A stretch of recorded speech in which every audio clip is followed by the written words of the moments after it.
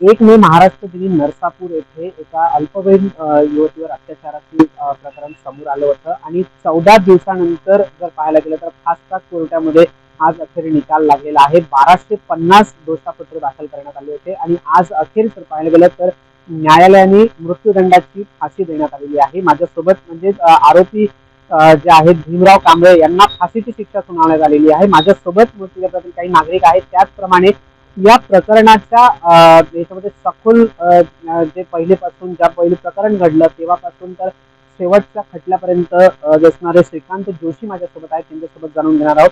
Sir मला सांगा की जी घटना घडली होती याच्यामध्ये आपण पहिलेपासून होतात आज फाशीची शिक्षा सुनावण्यात आलेली आहे. माझं तर म्हणणं आहे की फाशीची शिक्षा ही त्या आरोपीकरता अशा घृणास्पद कृत्य करणाऱ्या आरोपीकरता सर्व समाजासमोर भर चौकात त्याला फाशी द्यायला पाहिजे, जेणेकरून पुढच्या येणाऱ्या काही दिवसांमध्ये लोकांना भीती बसेल, जरब बसेल की असं कृत्य केल्यानंतर आपल्याला हीच मृत्यूदंडाची शिक्षा अशाच प्रकारची होऊ शकते. पण कुटुंबाचे आता फाशी झाली, पण पुढे कुटुंबाचं काय? त्या कुटुंबाने जे गमावलं ते कधी परत न मिळण्यासारखं आहे. पण सरकारने याच्यावर सक्षम कायदा अजूनही बनवायला पाहिजे अशी माझी इच्छा आहे. तर फाशीची शिक्षा सुनावण्यात आलेली आहे. तर आतापर्यंत त्याच्यावर कारवाई जी आहे त्याकरिता आणखीनही त्यांना राष्ट्रपती असतील किंवा पंतप्रधान नाही, ते मला नाही वाटत आता त्यांना काही परत असा चान्स मिळायला हवा किंवा त्यांनी जायला हवं. कारण महत्वाचं कसं की ही परत ती प्रक्रिया जर लांबली तर पुन्हा लोकांचा न्यायव्यवस्थेवर विश्वास उडेल. कारण आता जी फाशी झाली ती आता ताबडतोब फाशी आपल्या आतापर्यंत फक्त फाशीची शिक्षा झाली, पण मुळात फाशी अशा प्रकरणामध्ये कोणाला झाली नाही. तर माझी मनातून इच्छा आहे आणि सर्व समाजाची इच्छा आहे की त्याला ताबडतोब भर चौकात फाशी द्यावी. सर मला सांगा आपण सुरुवातीपासून न्याय याच्यामध्ये होतात जी प्रक्रिया सुरू होती त्याच्यामध्ये होतात.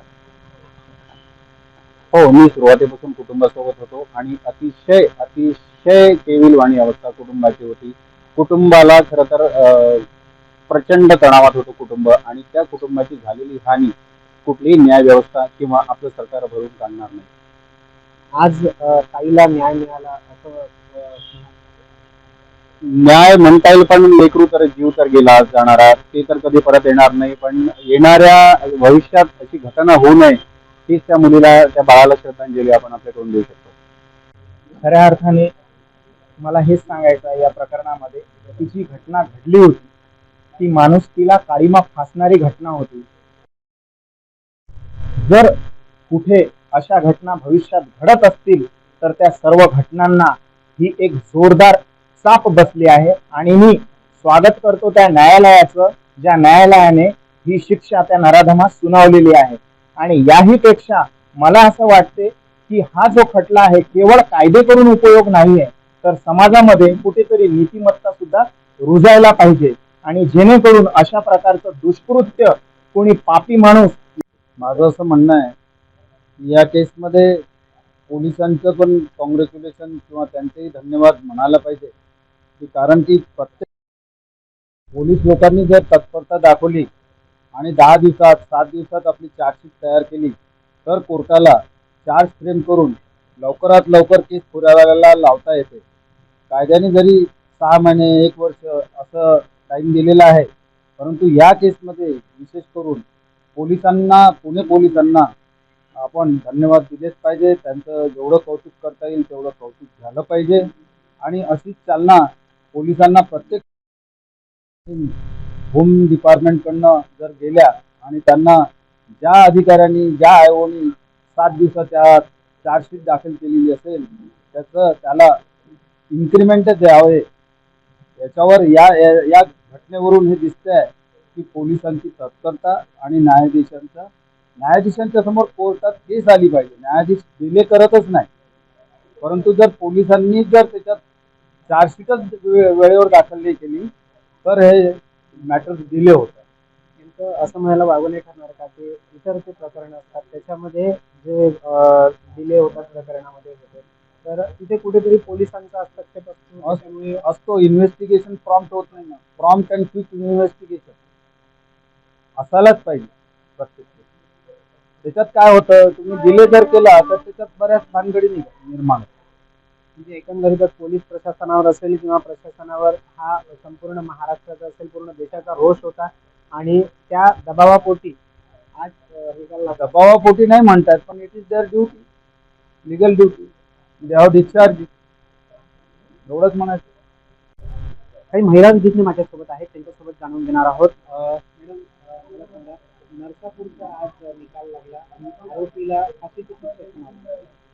आज नरसापूरमध्ये जे प्रकरण घडलं होतं, एका 4 वर्षाच्या चिमुकलीवर जो अत्याचार झाला तो एकदम म्हणजे त्याला शब्दच नाही, इतका घृण अत्याचार त्यांनी केला होता.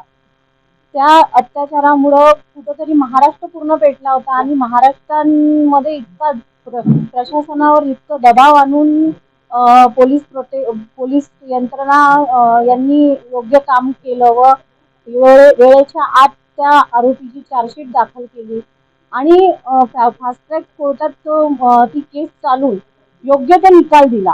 आज आपण या निकालाच्या आधारावर आज आपण असं म्हणू शकतो की न्याय आहे, म्हणजे न्याय आपल्या दारी जो म्हणतो आपण, तो न्याय कुठेतरी अस्तित्वात आहे.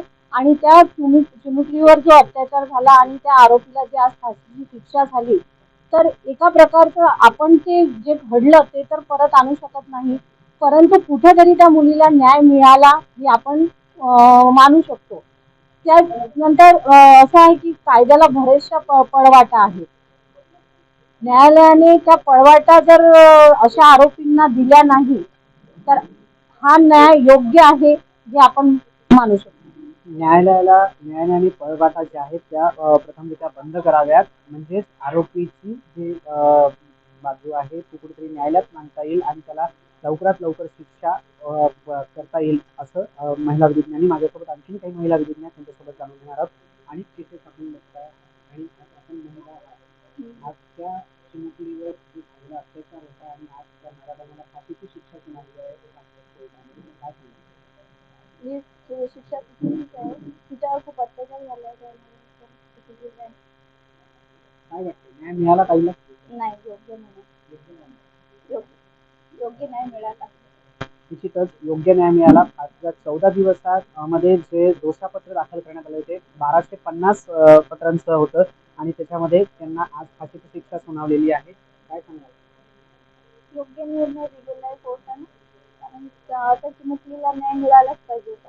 आणि आपण प्रकरण पाहता हाताळतात अशा याच्यामध्ये आपण या प्रवाहातून चालत असतात, कुठेतरी कायदा थोडाफार महिलांच्या बाबतीमध्ये डील करतोय का, तो बदलला पाहिजे का असं आपल्याला वाटतं? थोडाफार बदलायला पाहिजे, कारण जसं आता त्या चिमुकलीवर अत्याचार झाला, फास्ट ट्रॅक कोर्टनं लगेच निर्णय दिला, तसा बाकीच्या मुलींच्या बाबतीत झाला नाही ना. कोणाकोणाला 20-20 वर्ष शिक्षाच होते, ते तर तेवढी आयुष्य तर जगून घेतात ना. असं तात्काळ जर निर्णय झाला तर हे पण अन्यायाला आळा. निश्चितच प्रमाणे ज्याप्रमाणे नरसापूरच्या प्रकरणामध्ये प्रशासनाने गांभीर्याने घेत जे फास्ट ट्रॅक कोर्ट चालवलं आणि त्या प्रकरणामध्ये 14 दिवसात निकाल जाहीर केला, तसाच प्रत्येकाच्या बाबतीमध्ये जाहीर करावा, असंच महिला विधिज्ञ बोलतात. माझ्यासोबत ॲडव्होकेट सुसत्कर साहेब त्यांच्यासोबत जाणून घेणार. सर, काय सांगाल? तर आपण गेल्या बरेच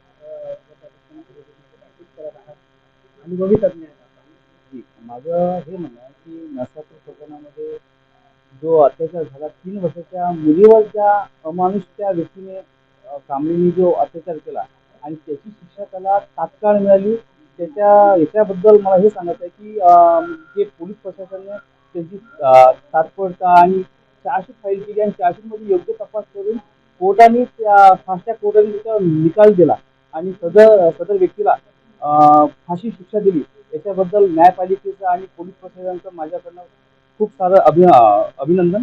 त्याचं कौतुक करण्यासारखं खूप सारखं आहे आणि अशाही बाकीच्या प्रकरणामध्ये तात्काळ निकाल द्यावा अशी माझी न्यायालयाला विनंती आहे.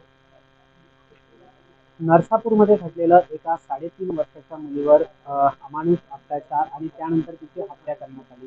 त्या हत्येनंतर संपूर्ण महाराष्ट्रच नव्हे तर देशभरात रोष व्यक्त करण्यात आला होता. आणि यानंतर जर पाहायला गेलं तर प्रत्येक एका नागरिकांकडून असेल, महिलांकडून असेल, चिमुकल्यांकडून सुद्धा तो एकच की नरसापूरच्या आरोपीला एकच म्हणजे मृत्यूदंड द्या. अखेर न्यायालयाने याची दखल घेतली आणि 14 दिवसामध्ये याचा एक खटला चालवला. 1250 पानांचं जे दोषापत्र होतं ते दोषापत्र दाखल करत आज अखेर त्या आरोपीला म्हणजेच भीमराव कांबळे यांना मृत्यूदंड म्हणजेच फाशीची शिक्षा सुनावलेली आहे. प्रतीक कुरेकर, LS मराठी, अकोला.